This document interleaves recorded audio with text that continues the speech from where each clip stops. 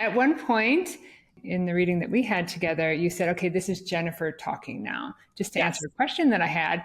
There was no kind of noticeable change in your voice, Mm-hmm. but you had to like tell me. And then you're like, okay, I'm going back now.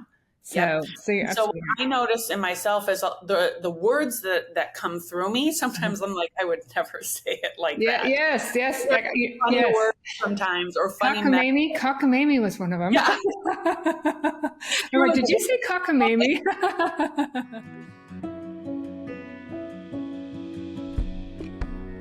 Hello, and welcome to actually part two of a two-part episode of Pay Attention with Jennifer ALLY. Welcome back, Jennifer, Yeah.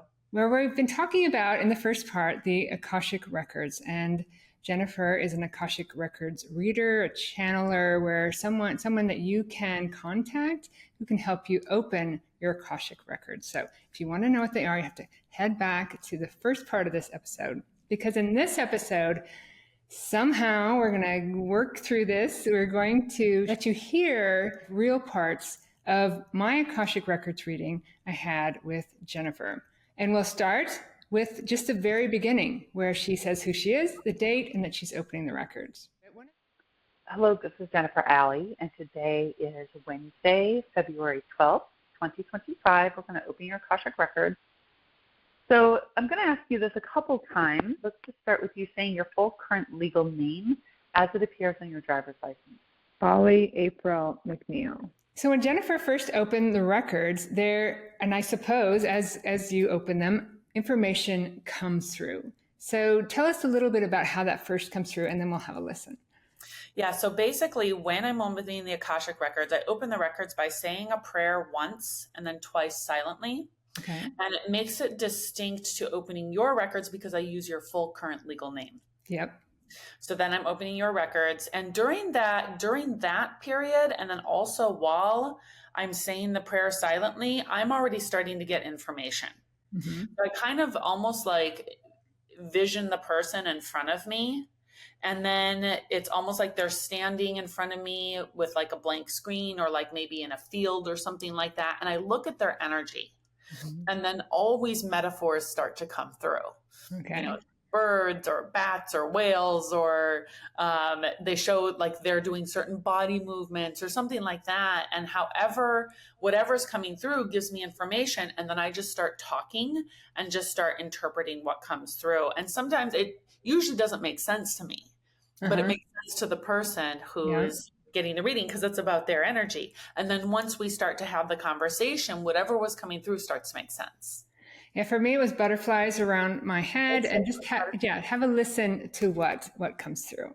Presenting itself as the records are opening are a couple things.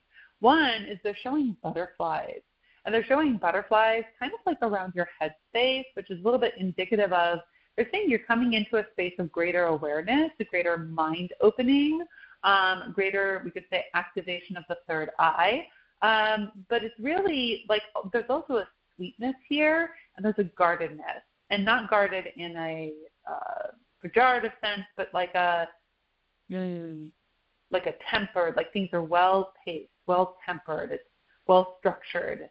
In terms of the way that your consciousness is opening up, we see that like the light of your soul, the essence of who you are, is extremely magnanimous, just like this beautiful, bright essence of light.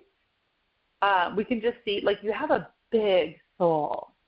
And so your soul, like, we just see her just with you, gazing upon you, backing you, supporting you. And they're saying that there are certain resistances that you have in your field, and part of what you're experiencing right now is the attempt to go ahead and deconstruct those, but in a way that's paced and palatable for you, so that you can be much more attuned to your soul's energy, much more merged with your soul's, again, like frequency, wisdom, benevolence. Because they're saying you do have, they're using words like magnetic, magnanimous. They really want to acknowledge you and really encourage you to relax more and more into the essence of your soul, into your truth, because it's here to carry you along. It's here to carry you along in your joy. It's here to carry you along in your mission and purpose. It's here to carry you along. They're actually saying exponentially, like to go into that exponential expansion that your soul came into this lifetime for, and that is upon you now. So we'll just pause there because that's a lot coming through, and let's check in and see what's going through your mind as you're listening and what direction would you like to take the call. You know, you ask me in there, you know, to stop, and you stop and ask how I feel. And there was some of that stuff I knew. And to be honest with you, we had talked earlier that you said it was very kind of open of me to share this reading on my podcast. And I don't, and here's my ego, because later you tell me to take ownership of this, not wanting to be boastful. Because some of the things you say is talking about this magnanimous soul that I have. And so today I'm going to take ownership of it. And this, my world has changed since this reading. So I'm going to take ownership of it, and we're going to listen to a little bit more. And then this next part isn't the sexiest part, but this is this more information about, I've had this angry gut since 11th grade. We talk about how I get locked up in my gut, in my nervous system, because that's always been something I thought was kind of left over from all my old patterns and habits, but it turns out it wasn't so much. So have a listen. They're saying the main thing is like you're a little bit locked up or resistant in your nervous system.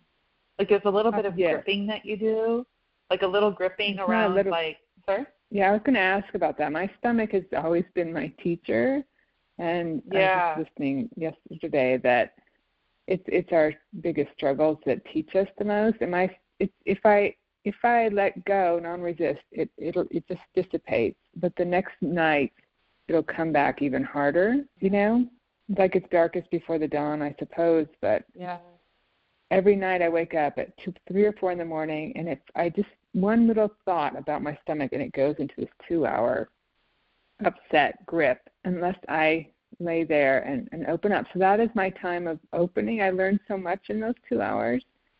Yeah.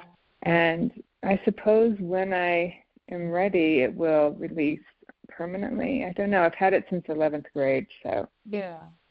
Well, also, you're susceptible.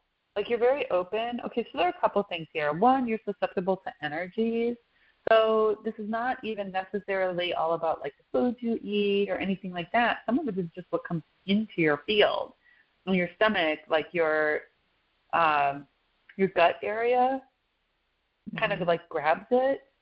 And so part of it is, some of it is, like, this is part of your service. Like, because it's a way that you transmute energies, or at least that's how it's designed, like energies in the field.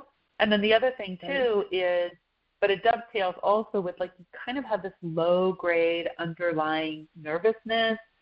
It's not quite a hypervigilance. That would be a little bit of an extreme way to say it, or, like, maybe a, like, grade stronger way of saying it.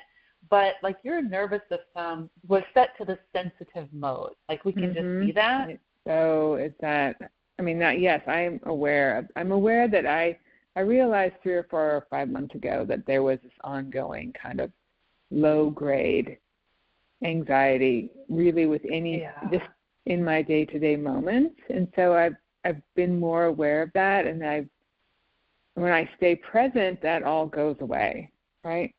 Yeah.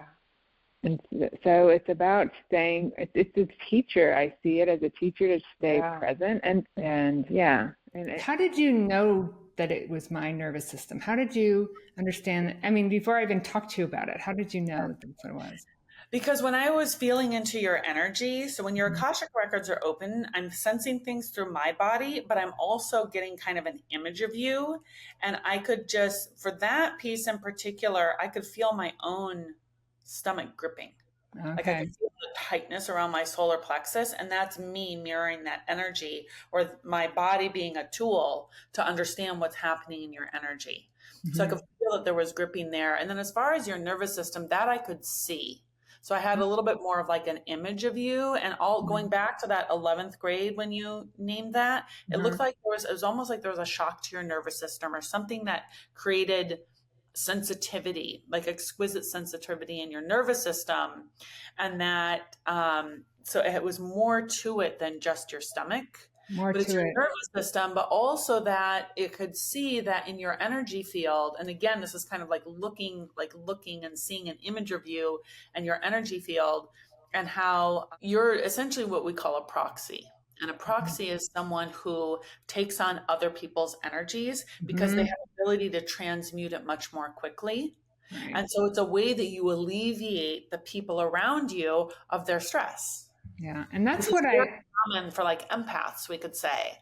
Yeah. So, the thing is, people don't understand that that's what's happening. And so they think they're doing something wrong, or there's, it's an issue with them, or they need to isolate or whatever. You just need to understand your energy and learn how to manage it in more effective ways. If I can help people, not have to go climb that hard. Just by living your path, you help others not have to climb that hard. Because it's like you've taken on the burden on behalf of others. It's something you do by proxy. So energetically, you've taken like the heavy load. That was huge for me. Understanding that I've by agreement taken on the energy of other people. You described it, and you'll hear it that I am carrying the barrel where they're just having a few buckets of water. That was huge for me, because like you're carrying the massive barrel, and they get to have a couple buckets, one in each hand. But you've got the barrel on your back. This feels like unfair or inequitable, or could be judged that way as a human, and yet from your soul's perspective, like your soul couldn't be prouder of you. It doesn't feel unfair.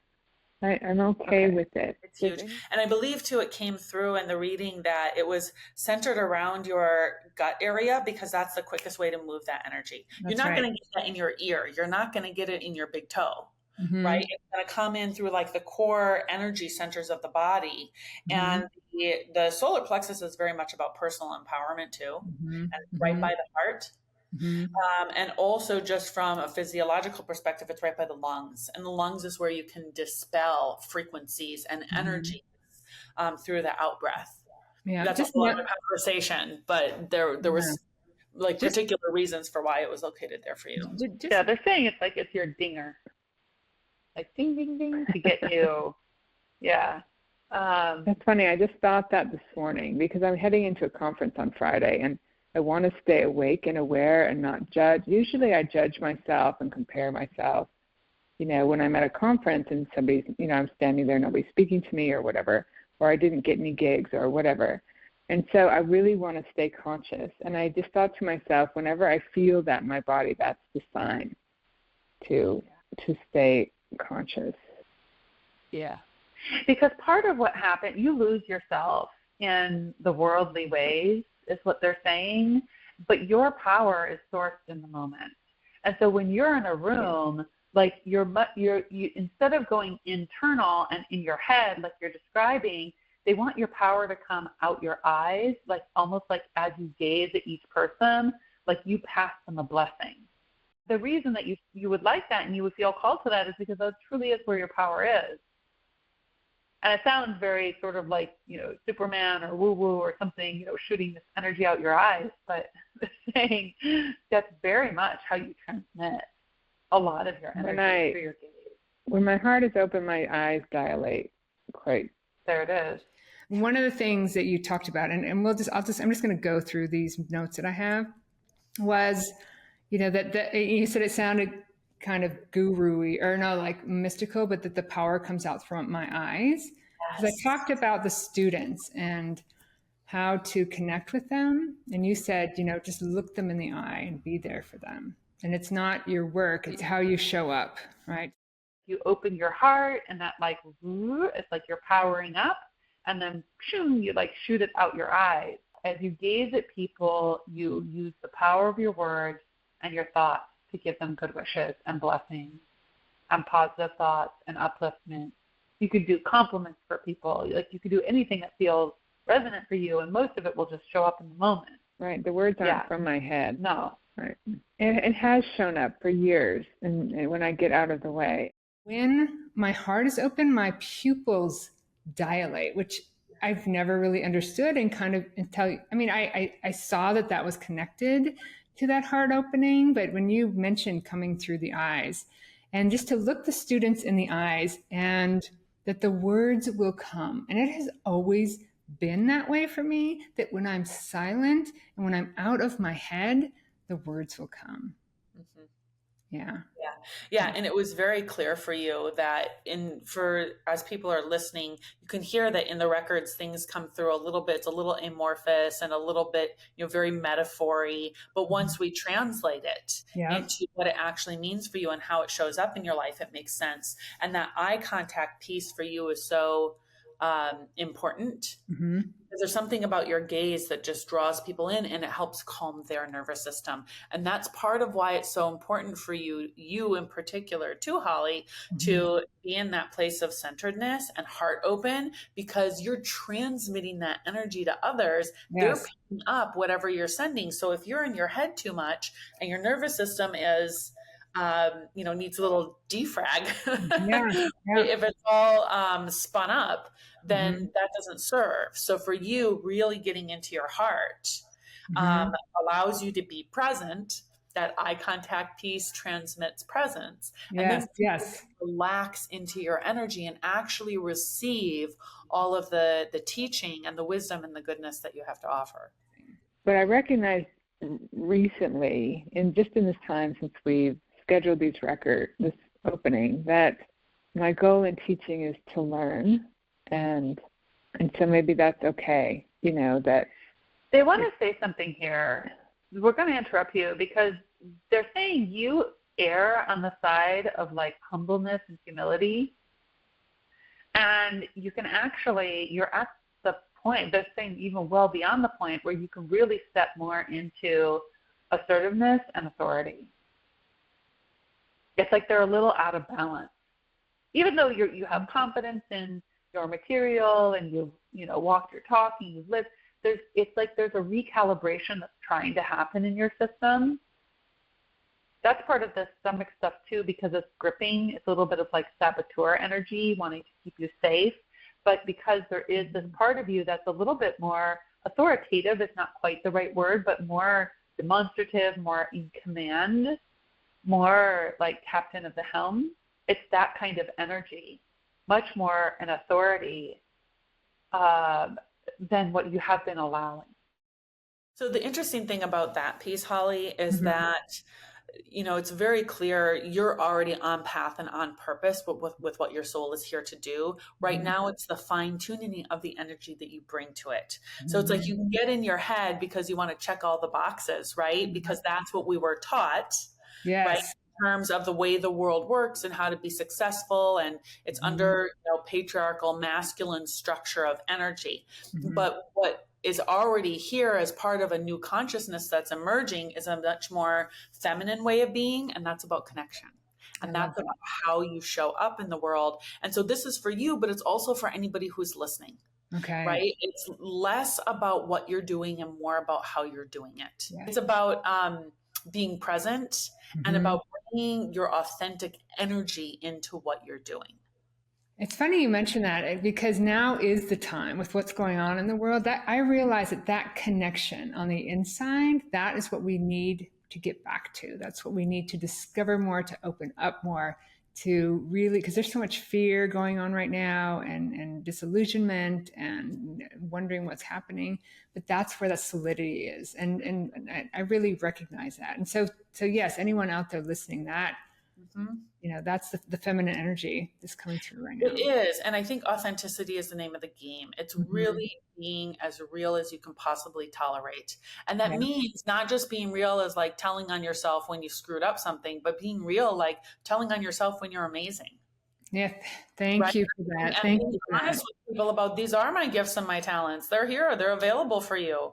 Yeah. What do you need, babe? I have sheltered that for so long. And that's it's more like an ownership in your authority, but with assertiveness. And it's a subtle shift. It's a very subtle shift. But here's the thing, part of why it's not like coming across naturally is because you haven't owned it. So there's that's where the gap is. That's where the rub is.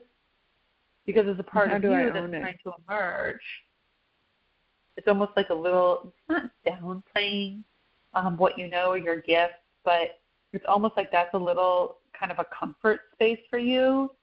And, you know, again, we're not asking you to go like to the far end and now be like authoritarian by any means, but it's just a little bit of a recalibration to be more in ownership. It's my low self-worth, the doubt.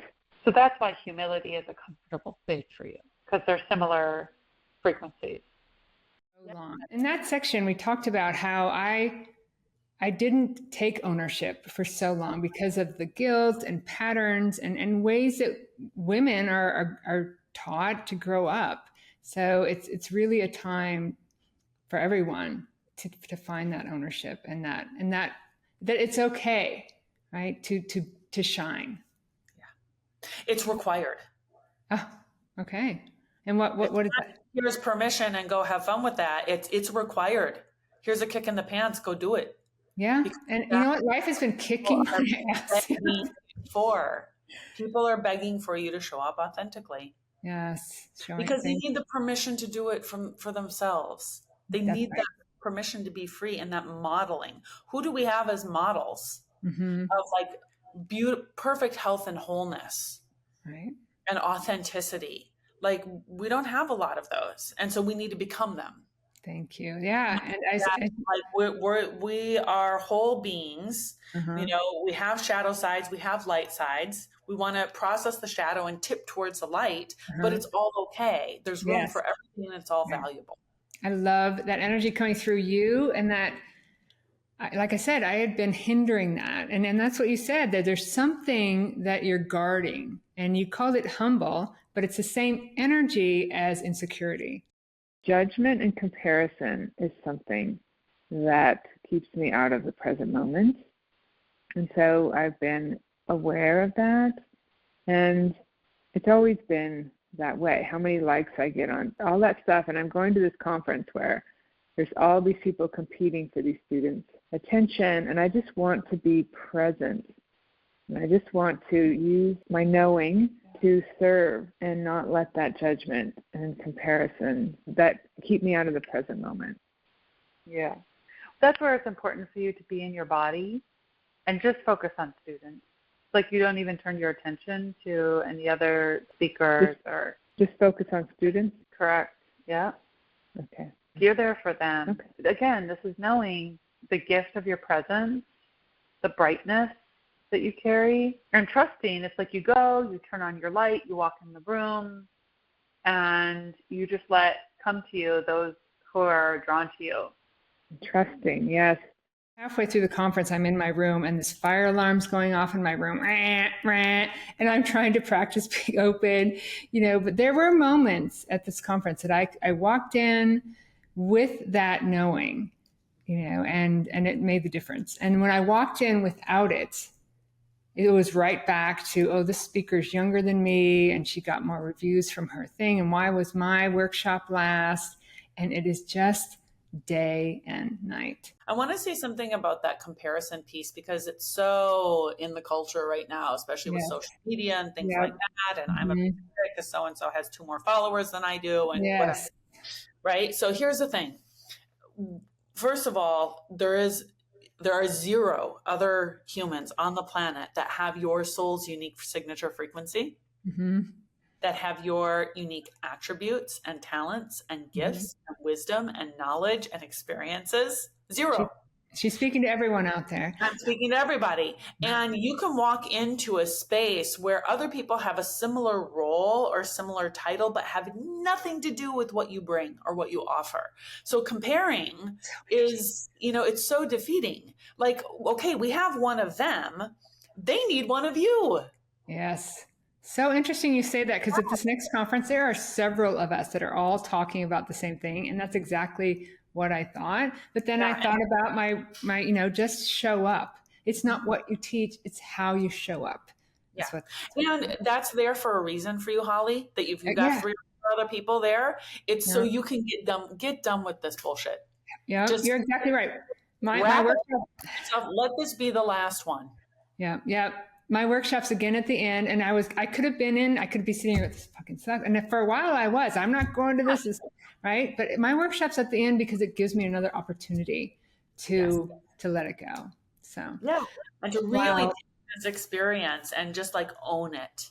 Yes. Own it and own your mastery. And just because someone's teaching on the same subject they have nothing to do with your life experience or your voice. If there's anything you can tell me about what I should be teaching. It's not what you should be teaching, because your material is fine. It's the way you're teaching. It's how you're showing up. That's really what people need and what they're drawn to. First day I did that. I was able to look at the students. I was awake. I was aware. And it's what I came here to do. As the record keepers talk about in this recording, it's my purpose to take ownership of that. And I was doing that. But the second and third day, as I got tired, I got back into my head. And I knew it. It's a process the more you practice anything. That gift from the record keepers gave me that ability to really open up to see those students' hearts and souls, and it was completely amazing. And so this is what you're ready for, Holly. This is what's trying to emerge in you. And so you're going to get it by being in the experience. It's not really something you think your way through. Certainly if you wanted to prepare your nervous system, you could do some meditation and visioning, like let your body start to get into the experience by projecting your consciousness into it in advance. And whoever shows up will be drawn to the true essence of you, not the part of you that thinks it has to perform or compete or be liked or anything like that. Those are those resistances in your field that naturally are there for protection, of course. This is an aspect of you that falls into the illusion of what the masculine paradigm or patriarchal paradigm says about success and about performance and about how to serve and about the way things look. And so part of what's happening is your system is calling you to step out of that and be on your own path. Yeah, and they're saying that a little bit strongly because they want you to get fed up with this. It's been a long time coming. It's what the idea of success is. So success is being and letting go and flowing and being present for who shows up. At that conference, I connected. I did what I've been trying to do for years.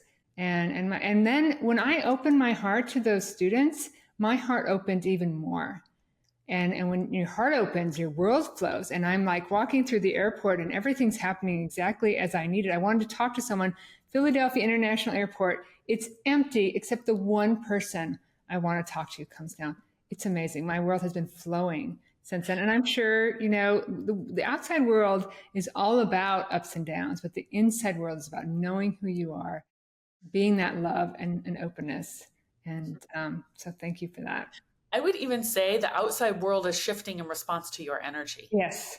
Right? Because when you're in that place of coherence and alignment with yourself, then what's happening in the outer matrix, it adapts to you. Yes. But what we were taught is we need to adapt to make everything out there, everybody happy, make everything. Hallelujah. Thank you for mentioning that.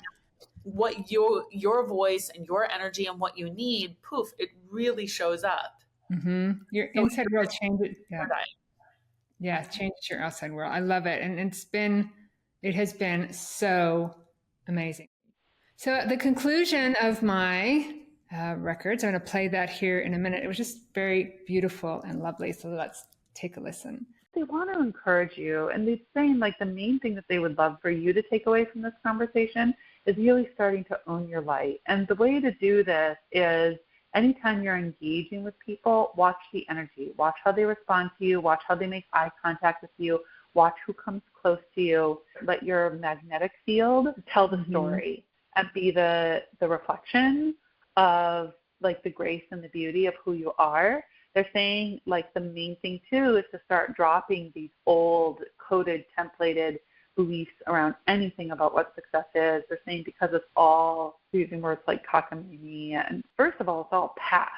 It's not truth anymore in terms of how the world operates. It's definitely not what your soul came for, and it's not the way of the world.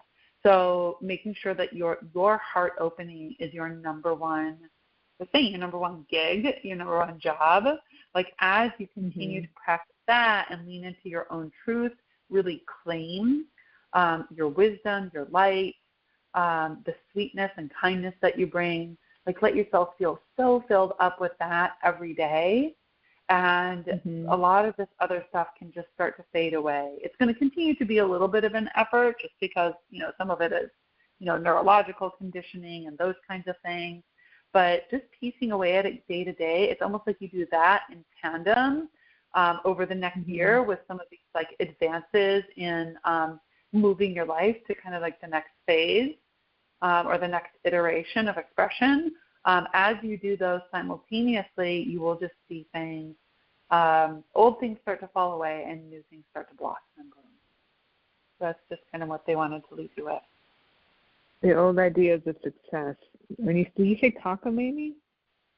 Yeah, sometimes the funny words come in. So needing that need or want for success in the conventional ways is what I need to let go of. Correct. Because your success is in your freedom. Your success is in your open heart. Your success is in calmness. Your success is in your teaching. In the truth, in the teaching, yes. Okay.